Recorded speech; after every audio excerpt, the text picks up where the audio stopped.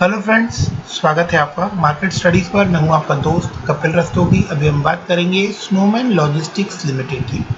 एक ऐसी कंपनी जो वेयर हाउसिंग प्रोवाइड करवाती है, लॉजिस्टिक्स प्रोवाइड करवाती है प्रोडक्ट्स के लिए, और इनकी यूएसपी जो है वो टेम्परेचर कंट्रोल्ड इन्वायरमेंट प्रोवाइड करवाने की है। अब हम बात करते हैं शेयर के बारे में। तो इस शेयर ने कभी आपको 115 रुपये का लेवल भी दिखाया था, और आपको इसने अपनी ओवरऑल जर्नी में जो 2014 से स्टार्ट हुई, उसके बाद इस शेयर ने आपको 25 रुपये से नीचे के लेवल्स भी दिखाए हैं। ऐसे में ये शेयर अभी आपको 54.25 रुपीज़ के ऊपर काम करता हुआ नजर आ रहा है। क्या पोजीशन बनेगी, इसके क्या फंडामेंटल्स हैं, जिन लोगों ने अभी तक इसके अंदर इन्वेस्ट नहीं किया है क्या उनको इसके अंदर इन्वेस्ट करना चाहिए, या जिन दोस्तों ने इसको हायर रेट के ऊपर लिया हुआ है उनके लिए क्या बात बनने वाली है, क्या सजेशन रहने वाले हैं, इसको लेकर इस वीडियो में आगे बढ़ते हैं, चीज़ों को बारीकी से समझने की कोशिश करते हैं।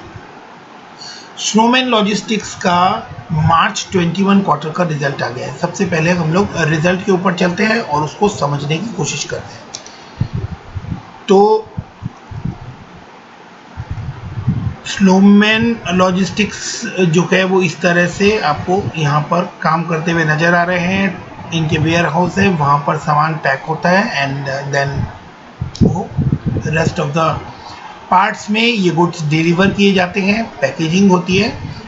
एंड अब हम इसके रिजल्ट्स और फंडामेंटल्स के बारे में बात करते हैं। मार्केट कैप है 911 करोड़, यानी छोटी कंपनी है। अभी 911 करोड़ का मार्केट कैप है। करंट मार्केट प्राइस 54.6 है। हाई इसने बनाया था 71.2 और लो था 24.6। जैसा मैंने आपको कहा था कि ये 25 रुपये से नीचे जाता हुआ भी आपको दिखाई दिया था। Price to book value decent है 2.17, तो चांसेस है कि आप इसके अंदर पैसा लगा सकते हैं। और इसके बाद हम देखें ROC और ROE, तो वो इतना अट्रैक्टिव नज़र नहीं आता, 0.01% और 3.12%। कंपनी डिविडेंड पे नहीं करती, छोटी कंपनी है अभी, और फेस वैल्यू जो है वो 10 रुपीज़ के आसपास है। कंपनी के ऊपर डेट है 210 करोड़ का।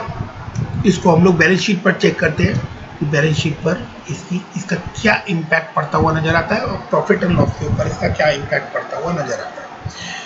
तो अभी अगर हम ROE और ROC देखें तो इतना अट्रैक्टिव नजर नहीं आता। तो क्या यहाँ से इसके अंदर किसी तरह की बाइंग सेलिंग क्या पोजीशन बनती है, उसको हम लोग अब आगे समझने की कोशिश करते हैं। चार्ट के ऊपर देखें तो ये अपने 200 DMA को टच कर ऊपर आता हुआ आपको दिखाई दे रहा है, और फिलहाल आपको 50 DMA और 200 DMA से ऊपर काम करता हुआ भी दिखाई दे रहा है। अब हम आ जाते हैं इनके क्वार्टरली रिजल्ट्स के ऊपर। दोस्तों, ऐसे शेयर्स जो होते हैं जो आपको दिखाई दे रहा है स्क्रीन के ऊपर, ये बहुत अच्छे सेक्टर से, या आप कहेंगे बहुत अच्छा काम कर रहे हैं। लॉजिस्टिक्स का जो कि एक इम्पॉर्टेंट पार्ट है किसी भी प्रोडक्ट के मैन्युफैक्चरिंग के बाद, प्रोडक्ट मैन्युफैक्चर होने के बाद से लेकर कंज्यूमर के हाथ में आने से पहले का जो इम्पोर्टेंट रोल है वो इस कंपनी के पास है। तो ये एक अच्छा पार्ट है, एक बड़ा पार्ट है। बट ये कंपनी इम्प्रूव क्यों नहीं कर रही है, या इतना जो है इनके रिजल्ट पर अनसर्टिनिटी क्यों दिखाई देती है, उसके बारे में मैं आप लोगों से डिस्कस करने की कोशिश करूँगा। तो चीज़ों को समझने की कोशिश कीजिए।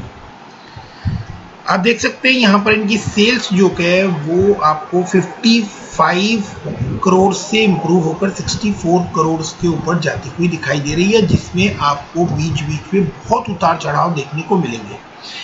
इस कंपनी जो है इसकी सेल आपको 62 करोड़ जाती हुई दिखाई दी, देन सडन आपको वो 58 करोड़, फिर 60 करोड़, फिर 55 करोड़, 57 करोड़। तो ऐसे मतलब बढ़ती हुई सेल्स जो है वो आपको नज़र नहीं आ रही है। अगर आप ओवरऑल कहें तो हाँ, 2018 से लेकर 2021 में 55 करोड़ से बढ़कर 64 करोड़ की सेल हमें यहाँ पर आती हुई दिखाई दे रही है। अब हम बात करें ऑपरेटिंग प्रॉफिट की, तो ऑपरेटिंग प्रॉफिट 2018 जून से लेकर मार्च 2021 में 3 करोड़ के आसपास बढ़ता हुआ दिखाई दे रहा है।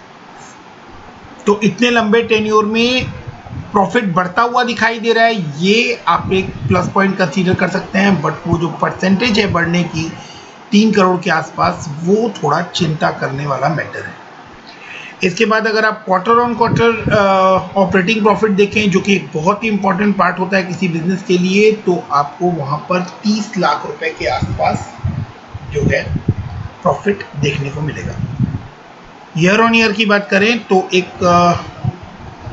1 करोड़ 40 लाख के आसपास आप यहाँ देख सकते हैं कि मार्च 20 के कंपैरिजन में 1 करोड़ 40 लाख का ऑपरेटिंग प्रॉफिट जो है उसमें जंप आता हुआ दिखाई देगा। अब इनके ऑपरेटिंग प्रॉफिट्स के जो लेवल हैं वो जब प्रॉफिट बिफोर टैक्स में कन्वर्ट होते हैं तो आप देख सकते हैं कि वो सिंगल डिजिट में फ्यू करोड़ रह जाते हैं, इधर प्रॉफिट हो या लॉस हो।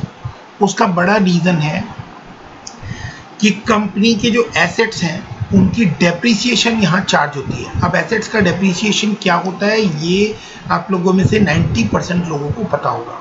जिनको नहीं पता, सिर्फ उन दोस्तों के लिए मैं बता देता हूँ कि कंपनी जब कोई एसेट्स परचेज करती है तो ओवर द पीरियड उस एसेट्स को बुक्स में ख़त्म करना होता है, क्योंकि कोई भी एसेट्स जो है वो आप कंटिन्यू अपने फिक्स्ड एसेट्स के अंदर बनाकर नहीं रख सकते। ऐसे एसेट्स जो कि टाइम के साथ डिके होते हैं, मतलब ख़त्म होते जाते हैं, यूज़ बेस्ड होते हैं।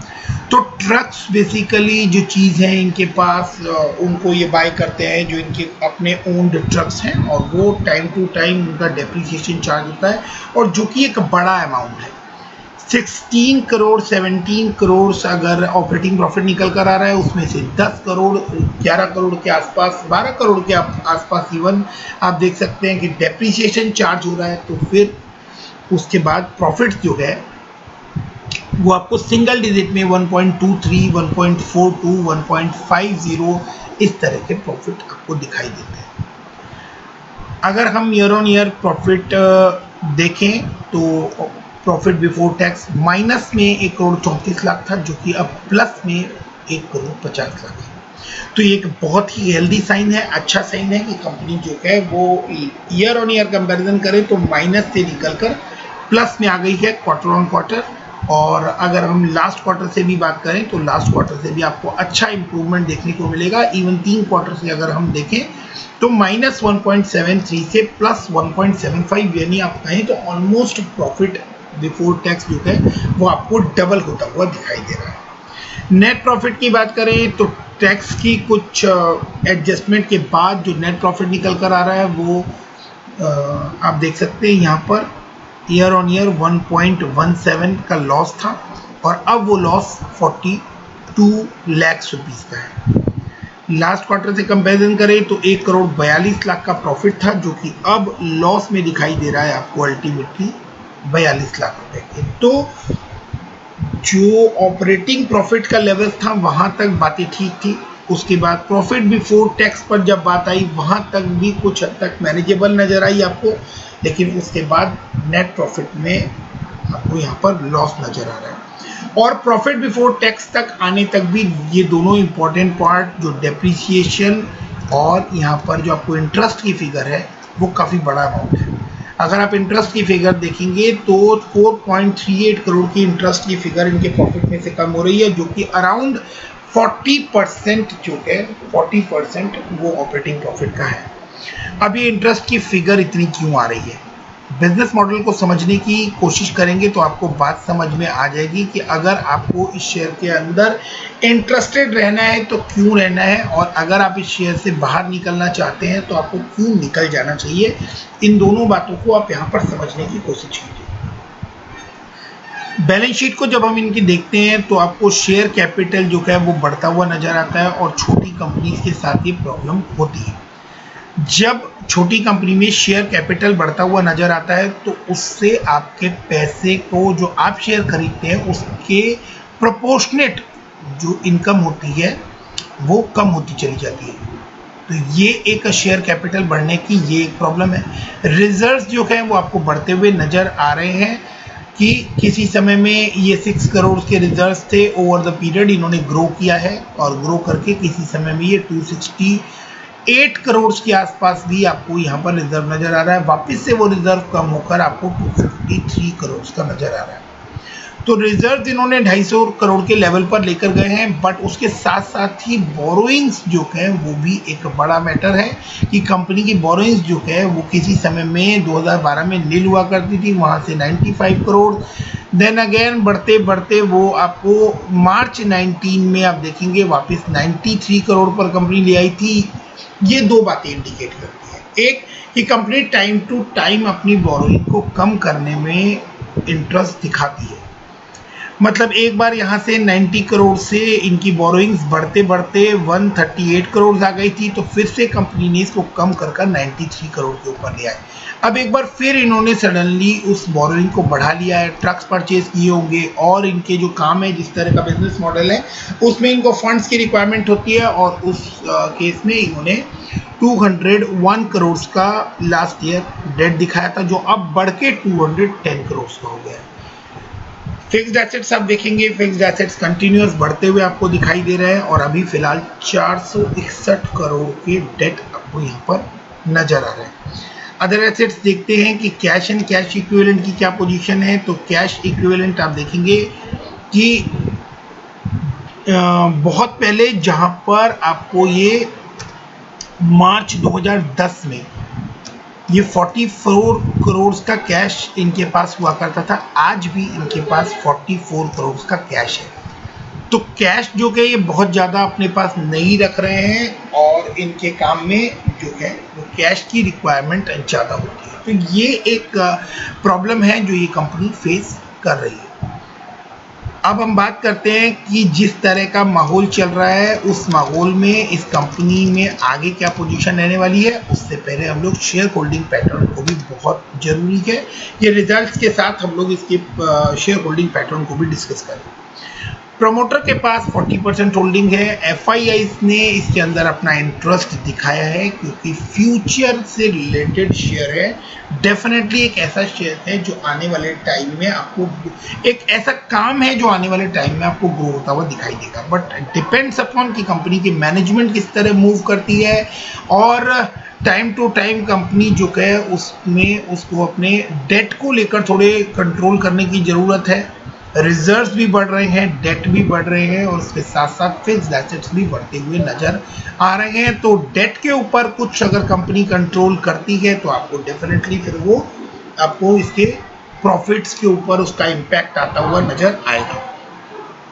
जो काम ये कंपनी करती है वो उसका रोल बहुत अच्छा है। पब्लिक के पास 58% का शेयर है और यही एक चिंता का विषय है, क्योंकि पब्लिक के पास जब ज़्यादा शेयर होते हैं तो किसी भी तरह की न्यूज़ का इम्पैक्ट जो है उस शेयर के ऊपर बहुत ज़्यादा पड़ता है। कोई भी news I, public at large के पास अगर शेयर है तो आपको पैनिक सेलिंग ज़्यादा देखने को मिलती है। बजाय इसके अगर शेयर जो है वो प्रमोटर के हाथ में हो या एफआईआई के हाथ में ज़्यादा हो तो आपको शेयर के अंदर स्टेबिलिटी जो है उसको देखने की चांसेस ज़्यादा बढ़ जाती है। मैं ऐसा बिल्कुल नहीं कह रहा कि ऐसा हर शेयर के साथ एप्लीकेबल होता है, बट पब्लिक होल्डिंग जो है वो ज़्यादा होना इस बात की निशानी है कि शेयर के अंदर फ्लक्चुएशन जो है वो आपको ज़्यादा देखने को मिल सकती है। ओवरऑल एक गुड शेयर है, इम्प्रूव करने की कोशिश कर रहा है ओवर द पीरियड, क्योंकि जिस तरह का इनका काम है उसमें बहुत हैवी इन्वेस्टमेंट होती है।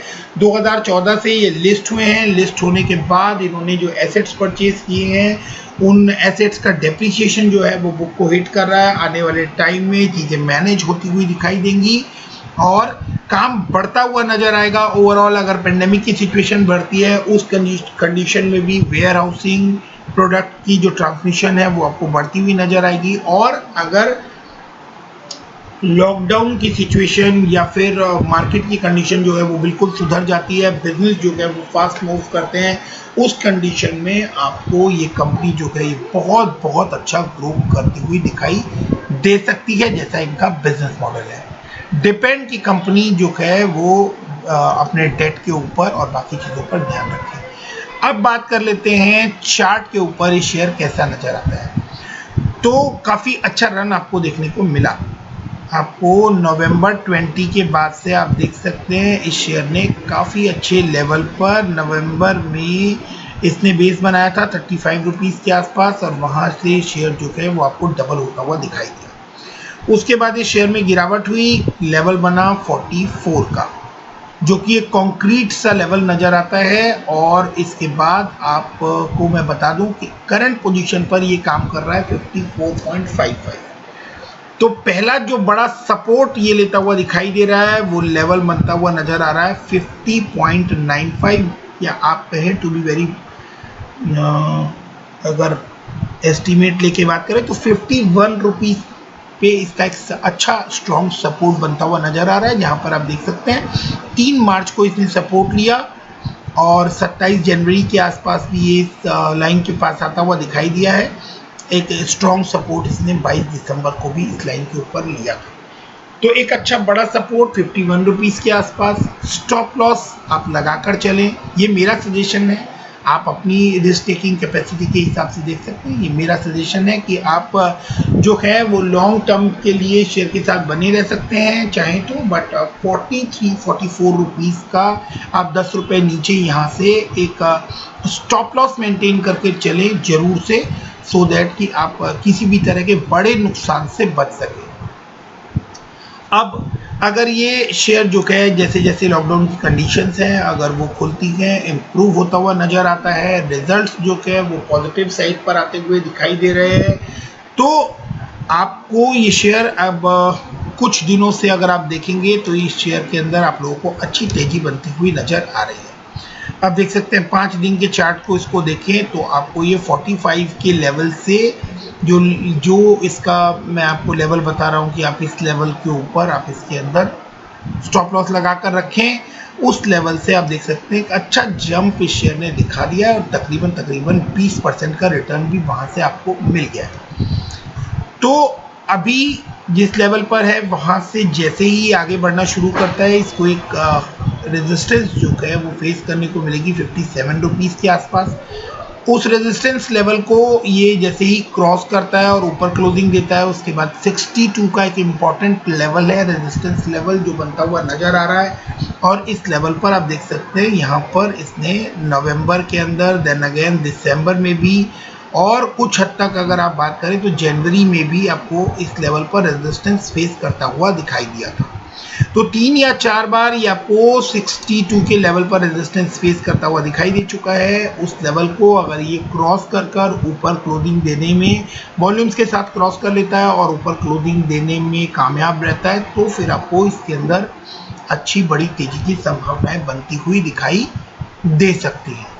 अब हम बात करें कि स्नोमैन लॉजिस्टिक्स को लेकर किस तरह की बातें हो रही हैं, तो Snowman Logistics share jump 10% after CRISIL affirms long term rating. तो क्रिसिल ने लॉन्ग टर्म रेटिंग जो है वो इनकी बढ़ा दी है, अप्रैल 20 की ये न्यूज़ है। इस वजह से आपको इस शेयर के अंदर अच्छी तेजी बनती हुई दिखाई दे रही है। तो डेफिनेटली मैंने भी आप लोगों से यही कहा कि ये शेयर जो है ये आपको काफ़ी अच्छा बड़ा रिटर्न बनाकर दे सकता है अगर आप बहुत लॉन्ग टर्म के लिए इस शेयर के साथ जुड़े रह सकते हैं तो। बट किसी भी तरह की कोई बल्क बाइंग आप इस शेयर के अंदर ना कीजिए, ग्रेजुअली अगर आप एक्यूमुलेट कर सकते हैं, जैसे अगर ये कभी शेयर आपको नीचे डिप मारता हुआ नज़र आता है तो आप उसके अंदर ग्रेजुअली एक्यूमुलेट कीजिए। बड़ा अमाउंट कभी भी ऐसे शेयर में इन्वेस्ट नहीं करना, क्योंकि ये शेयर जो है ये आपको रिस्क के साथ ही मिलेगा, क्योंकि इसकी मैनेजमेंट जो है उसको अभी इसके डेट को लेकर और एसेट मैनेजमेंट को लेकर काम करने की ज़रूरत है। अब हम बात कर लेते हैं कि इस शेयर में किस तरह की डिलीवरीज उठाई जा रही हैं। तो आप देख सकते हैं लास्ट ट्रेडिंग सेशन पर 54,62,119 क्वांटिटी ट्रेड हुई थी, जिसमें से 19,94,398 शेयर जो है उसकी डिलीवरी उठाई गई है। तो डिलीवरी परसेंटेज जो है वो आपको 36.51% बनता हुआ नज़र आ रहा है। एक डिसेंट डिलीवरी परसेंटेज है, यानी लोग इसमें अभी इंटरेस्टेड हैं और इसकी डिलीवरी जो है वो अच्छे लेवल पर उठाई जा रही है। तो आप इस शेयर के अंदर अगर डिलीवरी उठाते हैं तो वो बहुत छोटी क्वांटिटी होनी चाहिए, कोई बड़ी क्वांटिटी आप इन्वेस्ट मत कीजिएगा। जैसे जैसे ओवर द पीरियड आपको रिजल्ट्स और इम्प्रूव होते हुए नजर आए तो क्वार्टर ऑन क्वार्टर आप इसके अंदर अपनी इन्वेस्टमेंट ग्रेजुअली इंक्रीज कर सकते हैं। तो इस वीडियो में इस शेयर से रिलेटेड एनालिसिस मैं यहीं ख़त्म करता हूँ। वीडियो आपको पसंद आया हो तो लाइक और शेयर करना ना भूलें, और अगर आगे भी आप इस तरह के कंटेंट देखना पसंद करते हैं, आपको मेरा वीडियो बनाने का स्टाइल और दी हुई सजेशंस अच्छी लगी हो तो चैनल को सब्सक्राइब करके रखें। अदरवाइज़ वीडियो यहाँ तक देखने के लिए थैंक यू वेरी मच।